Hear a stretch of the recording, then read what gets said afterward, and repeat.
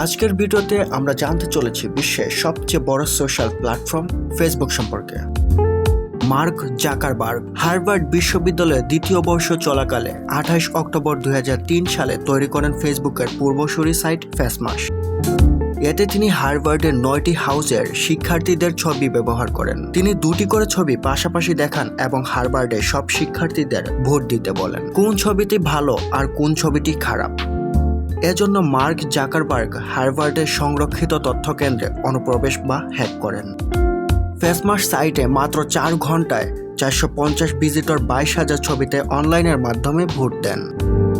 ফেসমাস হতে অনুপ্রাণিত হয়ে 2004 সালের জানুয়ারিতে মার্ক তার নতুন সাইটের কোড লেখা শুরু করেন এবং ফেব্রুয়ারিতে হার্ভার্ডের ডরমিটরিতে thefacebook.com এর উদ্বোধন করেন।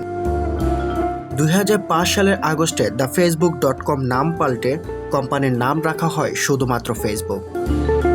2005 সালের ডিসেম্বরে ফেসবুকের ব্যবহারের সংখ্যা হয়ে দাঁড়ায় 55 লাখে। 2006 সালের আগস্টে কৌশলগত কারণে ফেসবুকের সঙ্গে মাইক্রোসফট সম্পর্ক স্থাপন করে। 2006 সালের সেপ্টেম্বর থেকে সর্বসাধারণের জন্য ফেসবুক উন্মুক্ত করে দেওয়া হয়। আগে শুধুমাত্র বিভিন্ন প্রতিষ্ঠানের কর্মীরাই ছিলেন এর ব্যবহারকারী। 2007 সালের ফেব্রুয়ারিতে ফেসবুকে ভার্চুয়াল গিফট শপ চালু হয় এবং 2007 সালের এপ্রিলে ফেসবুকের ব্যবহারীর সংখ্যা পৌঁছায় 2 কোটিতে।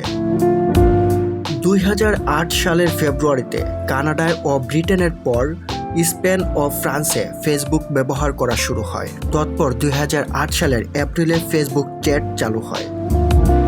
2008 সালের আগস্টেই ব্যবহারকারীর সংখ্যা দাঁড়ায় 10 কোটিতে। 2022 সালের ডিসেম্বরে কোম্পানিটি বিশ্বব্যাপী দৈনিক সক্রিয় ব্যবহারকারীর সংখ্যা 4% বেড়ে 200 কোটি হয়েছে। 2021 সালের একই সময়ে তাদের ব্যবহারকারী ছিল 1.93 বিলিয়ন। 2022 সালের জানুয়ারি পর্যন্ত বাংলাদেশে প্রায় 4 কোটি 47 লাখ ফেসবুক ব্যবহারকারী রয়েছে। 2023 সালের জানুয়ারিতে বাংলাদেশে ফেসবুক ব্যবহারকারীর সংখ্যা ছিল 4 কোটি 65 লাখ 48,300 জন।